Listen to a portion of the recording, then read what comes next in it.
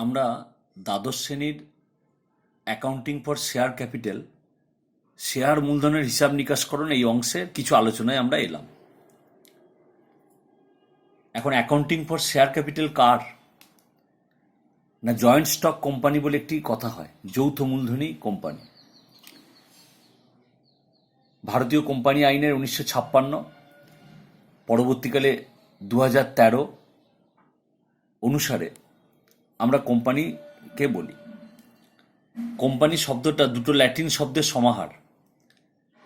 একটাকে বলা হয় সিওএম কম,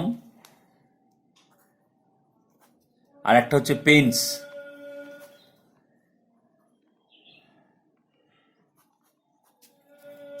কম মানে একত্রে, আর ওই পেন্সের কথা হচ্ছে রুটি। তার মানে আক্ষরিকটা হচ্ছে একসঙ্গে বসে আহার করা, কিছু ব্যক্তির মিলিত প্রয়াস যেখানে একসঙ্গে বসে আহার করা হলো, মানে খাওয়া হলো, তাকে বলা হচ্ছে কোম্পানি। এখানে আমরা কোম্পানি বলতে বুঝি এ কোম্পানি যে voluntary association of persons registered under the Indian Companies Act to attend certain objects. তিনটে শব্দ, তিনটে অংশ, তিনটে ক্লজ। এ কোম্পানি যে ভলান্টারি অ্যাসোসিয়েশন অফ পার্সনস, আমরা এখানে বলেছি যে ভলান্টারি অ্যাসোসিয়েশন অফ পার্সনস ব্যক্তিবর্গ দ্বারা স্বেচ্ছায় গঠিত সমিতি। ঠিক আছে, registered under the Indian Companies act, ভারতীয় কোম্পানি আইন দ্বারা নিবন্ধিত। টু অ্যাটেন্ড সার্টেন অবজেক্টস, কতগুলো বিশেষ উদ্দেশ্য পূরণ বা সাধনের জন্য, উদ্দেশ্য সাধনের জন্য এটা গঠন করা হয়। সেই জন্য আমরা বাংলায় যখন সংজ্ঞা লিখছি তখন বলছি যে কতকগুলি বিশেষ উদ্দেশ্য সাধনের জন্য স্বেচ্ছায় গঠিত ব্যক্তিবর্গের সমিতি যা ভারতীয় কোম্পানি আইন দ্বারা নিবন্ধিত, রেজিস্টার্ড, তাকে আমরা কোম্পানি বলছি। একটা মামলা হয়েছিল 1986 সালে সুপ্রিম কোর্টে, life insurance corporation of India LICI versus Escorts limited. সেখানে সুপ্রিম কোর্ট রায় দিয়েছিলেন যে কোম্পানি হলো একটা রাষ্ট্রের মতো। যেমন রাষ্ট্রের যেমন হচ্ছে সংসদ বা পার্লামেন্টের উপর আইন তৈরির সার্বভৌম ক্ষমতা থাকে এবং গভর্নমেন্টের যারা এক্সিকিউটিভ অফিসার থাকে তারা সেই কাজ পরিচালনা করে, ঠিক সেরকম কোম্পানির ক্ষেত্রে কোম্পানির সদস্য এবং যারা বোর্ড অফ ডাইরেক্টরস বা পরিচালক মণ্ডলী আছে তারা কোম্পানি গঠনের যে আইন আছে এবং কোম্পানির যে মেমোরেন্ডাম অফ অ্যাসোসিয়েশন আছে, অর্থাৎ কোম্পানির যে স্মারকলিপি আছে যে অনুসারে কোম্পানি নিবন্ধীকৃত হয়েছে, রেজিস্টার্ড হয়েছে, তার সাহায্যে কোম্পানি পরিচালনা করবে। এবং যেমন পার্লামেন্টে যেমন সাধারণ সভায় সিদ্ধান্ত গৃহীত হয়, সেরকম কোম্পানির পরিচালক মণ্ডলীর সভাতে সমস্ত সিদ্ধান্ত গ্রহণ করা হবে। ঠিক আছে, কোম্পানিকে বিশ্লেষণ করলে আমরা আরও কতগুলো কথা পাই। যেমন কোম্পানির ধারাবাহিকতা থাকবে, গোয়িং কনসার্ন, কোনো ব্যক্তির থাকা না থাকার উপরে কোম্পানির ধারাবাহিকতা নির্ভর করবে না। নিজস্ব শিলমোহর থাকবে, পৃথক আইনগত সত্তা থাকবে, কোম্পানি একটা আর্টিফিশিয়াল পার্সন, পৃথক ব্যক্তি। যদি এখানেই আবার টেলকো, তোমরা জানো যে টাটার যারা হচ্ছে engineering and locomotive company limited, তাদের সঙ্গে তৎকালীন বিহার গভর্নমেন্টে, তখন ঝাড়খণ্ড রাজ্য গঠিত হয়নি, একটি মামলা হয়েছিল। সেই মামলায় আবার হচ্ছে যে নির্দিষ্ট করে দেওয়া হয়েছিল, সর্বোচ্চ আদালত নির্দিষ্ট করে দিয়েছিলেন যে কোম্পানি একটা ব্যক্তি ঠিকই, কিন্তু আর পাঁচটা সাধারণ ব্যক্তির মতো কোম্পানি ব্যক্তি নয়। কোম্পানি আইনগতভাবে একটা আর্টিফিশিয়াল পার্সন, কিন্তু কোম্পানির বোর্ড অফ ডিরেক্টরস কোম্পানিকে যেভাবে পরিচালনা করবে কোম্পানি সেভাবে চলবে। সাধারণ একজন ব্যক্তির সঙ্গে এই যে আর্টিফিশিয়াল পার্সন, কৃত্রিম ব্যক্তি, আইনগত সত্তায় ব্যক্তি, এর মধ্যে সূক্ষ্ম পার্থক্য আছে। এটা আবার ওই মামলাতে উঠেছিল। তারপরে আমরা আসছি যে কোম্পানির নির্দিষ্ট মূলধন থাকবে, যা শেয়ার বা স্টক বা শেয়ার উভয়ই হতে পারে। এই শেয়ার মূলধনের ক্ষেত্রে একটা দুটো কথা থাকবে, একটা ওন ক্যাপিটাল আর একটা লোন ক্যাপিটাল। ওন ক্যাপিটাল মানে কোম্পানির নিজস্ব মূলধন, সেটা শেয়ার গ্রহীতাদের, কোম্পানির যারা ছোট ছোট অংশ, আমি আসছি সে আলোচনায়, সেখান থেকে কোম্পানি কালেকশন করবে, সংগ্রহ করবে। আর লোন ক্যাপিটাল হচ্ছে বিভিন্ন ব্যাংক, আর্থিক প্রতিষ্ঠান বাজার থেকে ধার করবে। কোম্পানির একটা রেজিস্টার্ড অফিস থাকবে। যখন কোম্পানি ইনকর্পোরেশন হচ্ছে, রেজিস্টার্ড হচ্ছে, তখন তার একটা নির্দিষ্ট ঠিকানা থাকবে। কোম্পানিতে বোর্ড অফ ডিরেক্টরস থাকবে, একটা গণতান্ত্রিক ব্যবস্থাপনা। সেই বোর্ড অফ ডিরেক্টরসের যারা মেম্বার, তারা কোম্পানির সদস্য, যারা সাধারণ শেয়ার গ্রহীতা, তাদের দ্বারা নির্বাচিত হবে।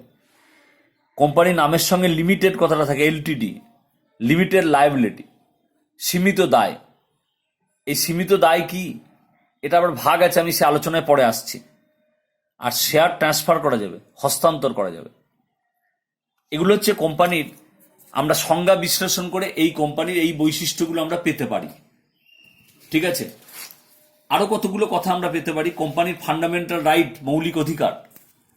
কোম্পানি নিজে কোনো কাজ করতে পারে না, পরিচালক মণ্ডলী সেই কাজ করে দেয়। ওইটাই আমি বললাম যে Bihar, government of Bihar versus টেলকোর যে মামলা, সেই মামলায় নির্দিষ্ট হয়েছিল।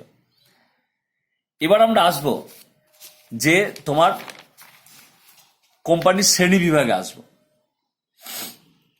কোম্পানির শ্রেণী বিভাগে নানা ভিত্তি আছে। আমরা এখানে কতগুলো ভিত্তিতে ভাগ করেছি। একটা হচ্ছে বেসিস অফ ইনকর্পোরেশন, কিভাবে নিবন্ধন হচ্ছে, নিগমবদ্ধ হচ্ছে, স্ট্যাটুটরি কোম্পানি অর কর্পোরেশন। আর একটা হচ্ছে রেজিস্টার্ড কোম্পানি। অ্যাকচুয়ালি আমাদের যত আলোচনাই রেজিস্টার্ড কোম্পানি নিয়ে। স্ট্যাটুটরি কোম্পানি কি, যখন আইনসভায় নির্দিষ্ট আইন তৈরি করে একটা কোম্পানি তৈরি করা হয়, ওই আইনে আর কোনো কোম্পানি নেই, ওই একটি কোম্পানি আছে, তখন তাকে বলা হয় বিধিবদ্ধ সংস্থা, স্ট্যাটুটরি কনসার্ন, বা এখানে স্ট্যাটুটরি কোম্পানি। যেমন reserve bank of India, state bank of India, LICI, life insurance of corporation of India. ঠিক আছে, ভারতীয় রেলওয়ে, তোমার হচ্ছে আমাদের যে গেল আছে, gas authority of India limited, এদের তোমার হচ্ছে যে এরা হচ্ছে এই ধরনের কোম্পানি। আর একটা কোম্পানি তুমি পাবেন না যে ওই একই আইন, একই বিধান অনুসারে চলে, নির্দিষ্ট। দামোদর ভ্যালি কর্পোরেশন, পার্লামেন্টের ডিভিসি অ্যাক্ট গ্রহণ করা হয়েছিল, একেবারে ওই আইনেই ডিভিসি গঠন হয়েছে, ডিভিসির মতো ওই একই আইনে আর একটা কোনো সংস্থা গঠিত হবে না, একে বলে স্ট্যাটুটরি কনসার্ন। আর রেজিস্টার্ড কোম্পানি হচ্ছে, কারবারি জগতে আমরা যেসব কোম্পানি দেখি, যেগুলো অধিকাংশই এই রেজিস্টার্ড কোম্পানি, 1956 সালের কোম্পানি আইন অনুযায়ী, পরবর্তীকালে 2013 সালের কোম্পানি আইন অনুযায়ী এরা হচ্ছে ইনকর্পোরেটেড হয় বা রেজিস্টার্ড হয়। ঠিক আছে, দায় অনুসারে কোম্পানির দায় কেমন, সেই অনুসারে কোম্পানিকে শ্রেণীবিভাগ করা হয়। এই যে আমরা বলছিলাম লিমিটেড কথাটা কেন থাকবে, লিমিটেড দায়যুক্ত। মনে করো মিস্টার এক্স একটা কোম্পানির 500 শেয়ারের মালিক, প্রতিটা শেয়ারের দাম 100 টাকা করে। তাহলে কোম্পানিকে মিস্টার এক্স 50,000 টাকা দিয়ে 500 শেয়ারের মালিক হয়েছে। এখন কোনো কারণে কোম্পানি উঠে যাচ্ছে, তার বাজারে প্রচুর দেনা, তখন মিস্টার এক্স অত্যন্ত ধনী ব্যক্তি, কোম্পানির পাওনাদাররা মিস্টার এক্সের সম্পত্তি থেকে তাদের পাওনা আদায় করতে পারবে না। মিস্টার এক্সের দায়িত্ব হচ্ছে ওই 500 শেয়ার ইন্টু 100 টাকা, অর্থাৎ 50,000 টাকাতে, ওইটা সে ফেরত পাবে না, ওইখান থেকে দেনা মিটবে, কিন্তু তারপরে আর মিস্টার এক্সের ব্যক্তিগত অগাধ সম্পত্তি কোনো হাত পড়বে না। এটাকে বলা হচ্ছে তোমার লিমিটেড বাই শেয়ার্স। অনেক সময় লিমিটেড বাই গ্যারান্টি হয়, যে সাধারণত কোম্পানি গঠনের সময় সদস্যরা গ্যারান্টি দেয় যে কোম্পানি যদি উঠে যায় বা অবসায়নকালে তারা হচ্ছে যে একটা নির্দিষ্ট পরিমাণ অর্থ কোম্পানিকে দেবে যদি প্রয়োজন হয়। ঠিক আছে, আর একটা হয় সীমাহীন দায় সম্পন্ন কোম্পানি। ভারতীয় কোম্পানি আইনের 12(1) ধারায় বলা আছে যে স্মারকলিপিতে যদি 7-এর বেশি অথবা 2-এর বেশি সদস্যের নাম উল্লেখ করে এরকম বলা থাকে যে কোম্পানিটি পাবলিক বা প্রাইভেট কোম্পানি, সেক্ষেত্রে কোম্পানি যদি প্রাইভেট লিমিটেড কোম্পানি হয়, তাহলে কোম্পানির সদস্যদের দায়ের কোনো সীমা না নির্দিষ্ট থাকে, তখন তাকে বলা হয় অসীম দায় সম্পন্ন কোম্পানি বা সীমাহীন দায় সম্পন্ন কোম্পানি। ঠিক আছে, আমরা পরের অংশে আসছি। আবার সদস্য সংখ্যার বিচারে আমরা কোম্পানিকে প্রাইভেট কোম্পানি আর পাবলিক কোম্পানিতে ভাগ করি।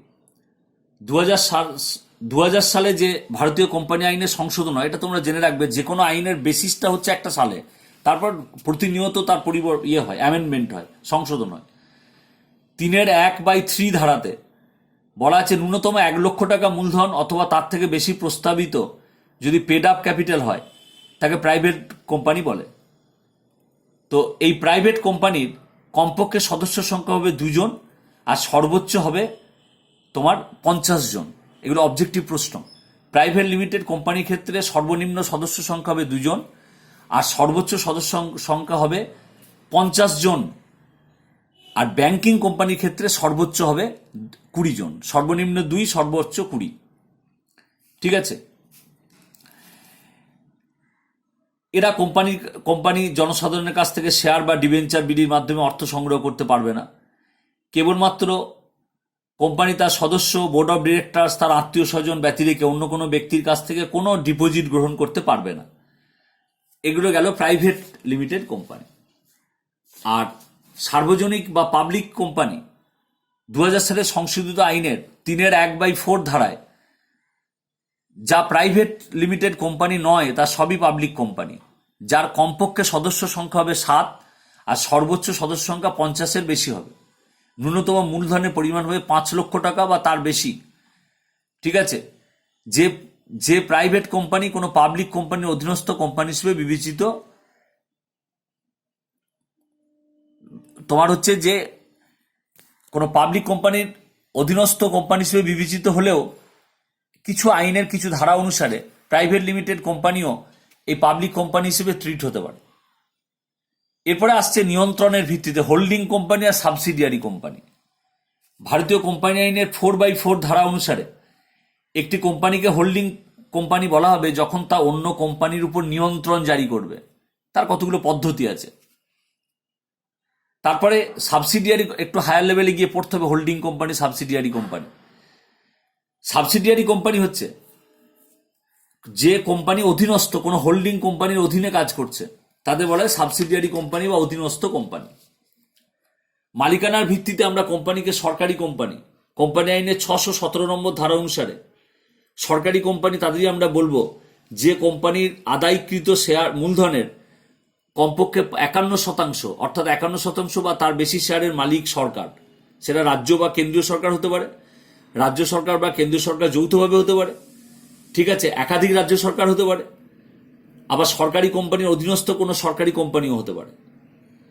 ঠিক আছে, আর বেসরকারি কোম্পানি হচ্ছে যেসব কোম্পানি সরকারি অর্থ বা সরকার দ্বারা পরিচালিত হয় না, তারাই বেসরকারি কোম্পানি। এরা ব্যক্তি মালিকানা এবং তাদের অর্থে পরিচালিত হয়। এছাড়া আরও কোম্পানি হয় বিদেশি কোম্পানি, ফরেন কোম্পানি। তোমরা জানো যে ভারতীয় কোম্পানি আইনে 591/1 ধারা অনুসারে ভারতের বাইরে রেজিস্টার্ড কোনো কোম্পানি যাদের ভারতে ব্যবসায়িক কার্যালয় আছে এবং ভারতে ব্যবসা করছে, তাদেরকে আমরা বিদেশি কোম্পানি বলি। আমাদের দেশের কতগুলো আইন আছে, কোম্পানি আইন, income tax act, sales tax act ইত্যাদি। এদের এই আইন মেনে তারা এখানে ব্যবসা করতে পারে। এছাড়া কোনো কোনো ক্ষেত্রে একজন মালিক বিশিষ্ট কোম্পানি, তোমাদের অনেক সময় প্রশ্ন থাকতে পারে অবজেক্টিভ, যে একজন মালিক বিশিষ্ট কোম্পানি হতে পারে কিনা। সাধারণত প্রাইভেট কোম্পানি হয় সমস্ত শেয়ার মূলধনের মালিক একজন ব্যক্তি। আইনের বিধিবদ্ধ নিয়ম কাজে লাগানোর জন্য ন্যূনতম সংখ্যক সদস্যের নাম দেখানো হয়, যারা ডামি মানে নকল, মূলত ওই ব্যক্তির বন্ধুবান্ধব বা আত্মীয়। তারা 1-2টি করে শেয়ারের মালিক। এই নকল সদস্যরা সাধারণত কোম্পানির শেয়ার হোল্ডার মনোনীত ব্যক্তি। মনে করে একটা এরকম এক মালিক যুক্ত কোম্পানির 10,000 শেয়ারে আছে 10 টাকা করে দাম, মানে 1 লাখ টাকা মূলধন। দেখা গেল মিস্টার এক্স, তিনি একজন মালিক, তিনি হচ্ছে ওই 10,000 শেয়ারে 9,995টা নিয়ে বসে আছেন। আর 5টা শেয়ার কোনোটা তার পুত্রকে, কোনোটা তার পুত্রবধূকে, কোনোটা তার হচ্ছে যে বাবাকে বা মাকে, এরকম করে 1-2টি করে দিয়ে রেখেছেন। ঠিক আছে, সেই ক্ষেত্রে হতে পারে আইনের ফাঁক গলে। যাই হোক, এবার হচ্ছে আমরা এই কোম্পানির শ্রেণীবিভাগের পরে আমরা চলে আসবো একেবারে শেয়ার মূলধনে বা শেয়ার ক্যাপিটালে। ভারতীয় কোম্পানি আইনের সেকশন 2/46 অনুযায়ী কোনো কোম্পানির শেয়ার মূলধনের একটি অংশ হচ্ছে share. Share is a share in the share capital of a company. শুনতে খুব মজা লাগবে। Share is a share in the share capital of a company. তার মানে কোম্পানির যে শেয়ার মূলধন তার একটি অংশ হচ্ছে শেয়ার, তাকে আমরা বলছি। ভারতীয় কোম্পানি আইন 1956-কে এখন ইন্ডিয়ান কোম্পানিজ অ্যাক্ট 2013 বলে বেশিরভাগ জায়গায় অভিহিত করা হচ্ছে। এবং এই শেয়ারের একটা নমিনাল ভ্যালু থাকবে, নামিক মূল্য থাকবে। ঠিক আছে, শেয়ার হোল্ডাররা শেয়ারের মাধ্যমে এই যে এলআইসি, আবার একটা মামলা ওই মামলাটাতেই এলো, life insurance corporation of India versus Escorts limited. এই মামলাতে নির্দিষ্ট করলেন বিচারপতিরা যে শেয়ার গ্রহীতাগণ শেয়ারের মাধ্যমে কোম্পানির কাছে তাদের মালিকানা প্রতিষ্ঠা করে। অর্থাৎ একটা কোম্পানি যত বড় হোক না কেন, তুমি একটি, দুটি, পাঁচটি, 10টি যত কম সংখ্যক শেয়ার কেনো না কেন, তুমি ততটুকু অংশ সেই কোম্পানির মালিক, এটা তোমার মালিকানা প্রতিষ্ঠিত হলো। এবার এই শেয়ারকে আমরা দুভাগে ভাগ করি। একটাকে আমরা বলি ইকুইটি শেয়ার বা সাধারণ শেয়ার বা সমমূল্যের শেয়ার, ঠিক আছে। সেখান থেকে যে মূলধন কালেকশন করা হয় তাকে বলা হয় ইকুইটি শেয়ার ক্যাপিটাল। যদিও 2000 সালের ডিসেম্বর মাস থেকে ইকুইটি শেয়ারকে আবার দুভাগে ভাগ করা হয়, একটা সম অধিকার সম্পন্ন ইকুইটি শেয়ার, আর একটা হচ্ছে লভ্যাংশ, ভোটদান বা অন্যান্য বিষয় সম্পর্কে পৃথক অধিকার সম্পন্ন ইকুইটি শেয়ার, আর একটা হচ্ছে প্রেফারেন্স শেয়ার বা অগ্রাধিকারযুক্ত শেয়ার। এরা অগ্রাধিকারযুক্ত কেন বলা হয়, আমি তার আগে বলি ইকুইটি শেয়ার হোল্ডাররা কি করতে পারে। কোম্পানির হচ্ছে যে এরা ভোট দেওয়ার ক্ষমতা সম্পন্ন হতে পারে, লভ্যাংশ পেতে পারে, লভ্যাংশ, ভোট, যে কোনো বিষয়ে তাদের অধিকার থাকতে পারে, এরকম নানান বিষয় নির্দিষ্ট করা থাকে। আর প্রেফারেন্স শেয়ারের ক্ষেত্রে, অগ্রাধিকার ক্ষেত্রে, লভ্যাংশ পাওয়ার ক্ষেত্রে অগ্রাধিকার থাকবে। যেমন কোনো কোম্পানির লভ্যাংশ প্রেফারেন্স শেয়ার হোল্ডাররা আগে পাবে, তাদের ডিভিডেন্ড আর কি, তাদের ডিস্ট্রিবিউট করার পর যদি এক্সেস থাকে তবে ইকুইটি শেয়ার হোল্ডাররা পাবে। আর কোম্পানি যখন উঠে যায়, যদি কোনো কারণে অবসায়ন হয়, সেক্ষেত্রে তোমার হচ্ছে যে মূলধন ফেরত পাওয়ার ক্ষেত্রে এই প্রেফারেন্স শেয়ার হোল্ডারদের কিছু অগ্রাধিকার থাকে। এই জন্য এদের এরকম করে বলা হয়। এবার আমরা হচ্ছি যে এই যে প্রেফারেন্স শেয়ার, তাকে নানা নামে অভিহিত করা হয়। বাংলা নামগুলো চট করে মনে থাকবে না, ইংরেজিগুলোই মনে থাকবে, যা চিরকাল হয়ে আসছে অ্যাকাউন্টেন্সির ক্ষেত্রে। বলা হয় কিউমুলেটিভ প্রেফারেন্স শেয়ার। তোমরা কিউমুলেটিভ কথাটার মানে জানো, যে কিউমুলেটিভ মানে পরপর যোগ হয়ে যাচ্ছে, এরকম ব্যাপার বুঝি আমরা সাধারণ অর্থে। এই ক্রমসঞ্চিত অগ্রাধিকারযুক্ত শেয়ার, এটা বাংলা তোমার মনে থাকবে না, তোমাকে কিউমুলেটিভ প্রেফারেন্স শেয়ারই বলতে হবে। কিউমুলেটিভ প্রেফারেন্স শেয়ারের ক্ষেত্রে কোম্পানি অগ্রাধিকারযুক্ত শেয়ার মালিকদের নির্দিষ্ট হারে লভ্যাংশ প্রদান করে। দেখা গেল কোনো বছর কোম্পানির মুনাফা হয়নি, লভ্যাংশ প্রদান করতে পারেনি, পরের বছরে আবার মুনাফা হয়েছে। এই যারা কিউমুলেটিভ প্রেফারেন্স শেয়ার হোল্ডার হবে, তারা যে বছর মুনাফা পেল না, পরবর্তী যে বছরে মুনাফা অর্জন হবে কোম্পানির, তারা অতীতের মুনাফা ফেরত পাওয়া তাদের অধিকারের পর্যায়ে পড়ে। এই জন্য তাদের বলা হচ্ছে কিউমুলেটিভ প্রেফারেন্স শেয়ার। তারা ওই লভ্যাংশ যোগ করে সেই অতীতের লভ্যাংশ পাওয়ার অধিকারী। ঠিক আছে, আমি পরের অংশে আসছি আবার।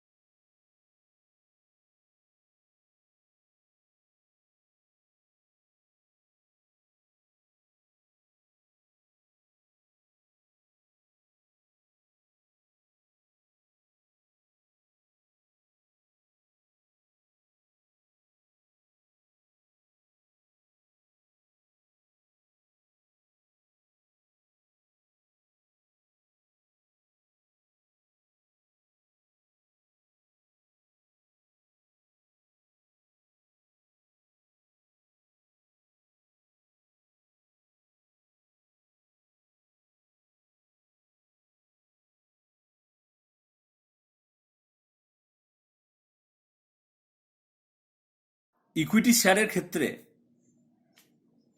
কতগুলো কিস্তিতে ইনস্টলমেন্টে কোম্পানির শেয়ারের অর্থ তোমার হচ্ছে যে আদায় করে। তার প্রথমেই শেয়ার অ্যাপ্লিকেশন, আমরা প্রথমেই আসছি আবেদন। কোম্পানি জনসাধারণের কাছে শেয়ার কেনার জন্য আবেদন করলো, বিজ্ঞাপন দিল। আগে খবরের কাগজে পাতায় থাকতো, এখন অনলাইনে বিজ্ঞাপনই বেশি, ঠিক আছে। এবং শেয়ারের একটা নির্দিষ্ট নমিনাল ভ্যালু করে দেবে। শেয়ার গ্রহীতা যিনি শেয়ার কিনতে চান তিনি যখন আবেদন করবেন, আবেদনের সঙ্গে ওই অ্যাপ্লিকেশনের যে নির্দিষ্ট অর্থ সেটাও প্রদান করবেন, তাকে শেয়ার আবেদনের অর্থ বলে। ভারতীয় কোম্পানি আইনের 1956 সালের সেকশন 69 আর 2013 সেকশন 39 এগুলিতে উল্লেখ করা আছে যে এই শেয়ার অ্যাপ্লিকেশনের অর্থ হবে শেয়ারের যে মূল্য তার মিনিমাম 5%। মানে একটা শেয়ারে যদি 100 টাকা দাম হয়, কমপক্ষে 5 টাকা আবেদনের সঙ্গে নিতেই হবে। অথবা সেবি নির্ধারিত, সেবি মানে তোমরা জানো securities and exchange board of India, যারা এই সমস্ত কোম্পানি শেয়ার ইত্যাদিগুলো নিয়ন্ত্রণ করে, সেবি নির্ধারিত হতে পারে, ঠিক আছে, অনুমোদন দেয়। তারপরে অ্যাপ্লিকেশন আসার পরে এরপর আসবে শেয়ার অ্যালটমেন্ট। অ্যালটমেন্টটাকে আমরা বলি শেয়ার আবন্টন বলি বাংলায়। বাংলাটা মনে থাকবে না।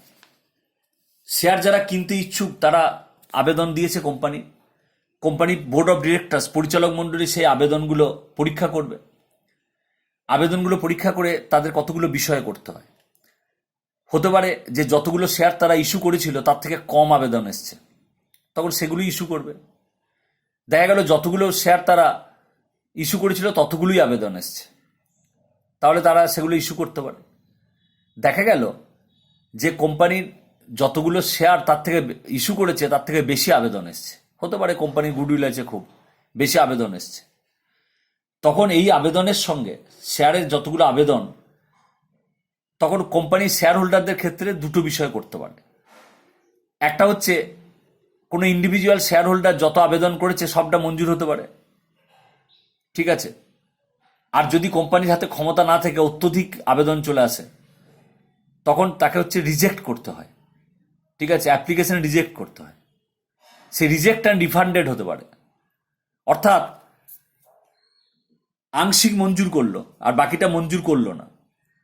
কেউ 150টা শেয়ার জন্য আবেদন করেছে, কোম্পানি সরাসরি 50টা শেয়ার নাকচ করে দিল, 100টা শেয়ারের আবেদন মঞ্জুর করলো। এখন এই 50টা শেয়ারের যে আবেদনের অর্থ সেটা নিয়ে কোম্পানি কি করবে? একটা হচ্ছে কোম্পানি সরাসরি আবেদনকারীকে ফেরত দিতে পারে, তখন হবে রিজেক্টেড অ্যান্ড রিফান্ডেড, অর্থাৎ আমরা তার আবেদন নামঞ্জুর করেছি এবং হচ্ছে তার অর্থ ফেরত পাঠিয়েছি। আর একটা হচ্ছে rejected but the excess application amount will be adjusted towards allotment amount. সেক্ষেত্রে আবেদনের যে উদ্বৃত্ত অর্থ সেটাকে তোমার হচ্ছে যে আবন্টনের অর্থের সঙ্গে, অর্থাৎ অ্যালটমেন্টের অর্থের সঙ্গে, এখানে আবেদনের ভুল করে লেখা হয়েছিল, আবন্টনের হবে, আবন্টনের অর্থের সঙ্গে অ্যাডজাস্ট করা হবে। মনে করো, খুব উদাহরণ দিয়ে ভাবো, কেউ একজন 100টা শেয়ার পেয়েছে, আবেদন করেছিল 150টা শেয়ার, হয়তো অ্যাপ্লিকেশন মানি ছিল 5 টাকা পার শেয়ার, তাহলে তিনি 150 ইন্টু 5 750 টাকা দিয়েছেন। কোম্পানি তার 100 শেয়ারের আবেদন মঞ্জুর করেছে, তাহলে অ্যাপ্লিকেশন মানি হলো 100 ইন্টু 5 500 টাকা। তাহলে ওই যে 50 ইন্টু 5 250 টাকা, 250 টাকা এক্সেস হলো, এটা কোম্পানি ফেরত দিয়ে দিতে পারে আবেদনকারীকে সরাসরি, অথবা কোম্পানি এটাকে অ্যালটমেন্টের সঙ্গে অ্যাডজাস্ট করতে পারে। কীরকম? ধরো অ্যালটমেন্টের অ্যামাউন্ট ছিল 7 টাকা করে, তাহলে 100টা শেয়ারের জন্য তাকে 7 টাকা দিতে হবে, 700 টাকা দিতে হবে। এই 250 টাকা আবেদন থেকে অ্যাড হয়ে গেছে, তাহলে পরে তাকে 450 টাকা দিলেই হবে, ওই 250 টাকাটা অ্যাডজাস্ট হয়ে গেছে, ঠিক আছে, এইটাকে বলা হচ্ছে। তারপরে আসবে কলস, তলব, first call, final call, first call, second call, final call, first call এবং second call and final call, এরকম প্রথম তলব, দ্বিতীয় তলব। কোম্পানি এভাবে চেয়ে পাঠাবে কিস্তিতে টাকা। এই যেমন এখানে একটা উদাহরণ আমরা দিয়েছি, Y company limited issued 10,000 equity shares of ₹100 each payable as ₹20 on application, ₹30 on allotment, ₹25 on first call and ₹25 on final call। এইভাবে তারা বিজ্ঞাপন দিয়েছে যে আবেদনের সঙ্গে ₹20 দিতে হবে, অ্যালটমেন্টের সঙ্গে ₹30 দিতে হবে, ফার্স্ট কল যখন চাইবে ₹25 দিতে হবে, ফাইনাল কল যখন চাইবে ₹25 দিতে হবে, এইভাবে। ঠিক আছে, এইবার তোমার এইভাবে হচ্ছে যে আমরা শেয়ারের হিসাব করি। এবার আমরা কোম্পানি আবার এই যে শেয়ার ইস্যু করছে, এই শেয়ার ইস্যু আবার 3 ভাবে করতে পারে। একটা হচ্ছে issued at per,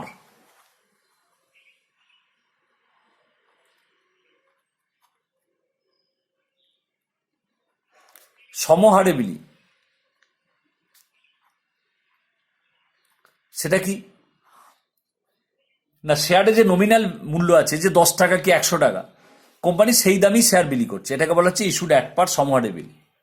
2, issued at premium, অধিহারে বিলি বাংলায় বলা হয়।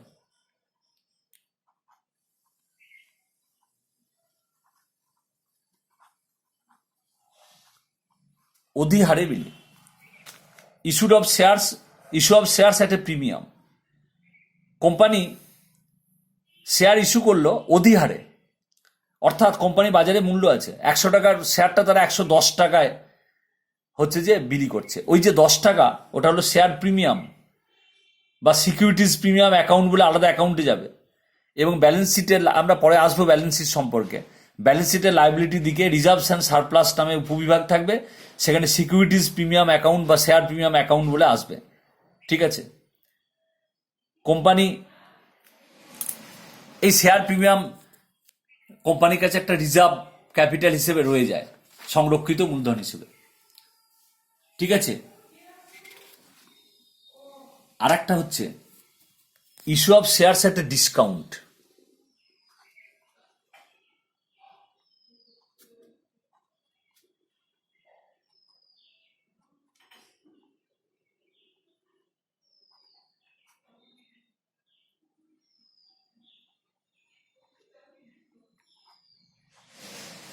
অবহারে বিলি, কোম্পানি অবহারে বিলি সাধারণত ফ্রেশ শেয়ার হয় না, যদিও বোধহয় খুব সম্প্রতি কোম্পানি আইনে কোনো ক্ষেত্রে বোধহয় এরকম কোনো ইয়ে হয়েছে, মানে অ্যামেন্ডমেন্ট হয়েছে, সেটা এই মুহূর্তে আমি ঠিক আপডেট নেই, মানে আমাকে ভালো করে জেনে বলতে হবে।